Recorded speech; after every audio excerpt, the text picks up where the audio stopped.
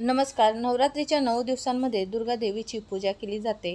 तसेच यावेळी घट बसवले जाते. यामध्ये सप्तधान्य पेरले जाते. यात 7 प्रकारच्या धान्यांची पेरणी केली जाते. याला सप्तधान्य म्हणतात.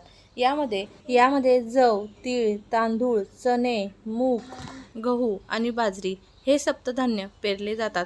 आता बाजारामध्ये सुद्धा या सप्तधान्य किंवा 9 धान्यांच्या पुड्या मिळतात. त्यासुद्धा तुम्ही घरी आणून पेरू शकतात. पण प्रत्येकाकडे थोडीफार धान्य घ्यायची पद्धत म्हणजे वेगवेगळे धान्य घेत असतील तर तुमच्या कुटुंबामध्ये परंपरेनुसार जे धान्य सप्तधान्य घेतात किंवा 9 धान्य घेतात ते तुम्ही घेऊ शकतात. तसेच धान्य घेताना कडक व टपोरे असावेत. किडलेले किंवा पोकळ कुंजलेले धान्य नसावे.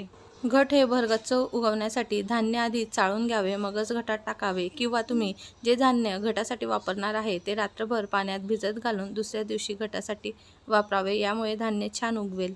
धन्यवाद.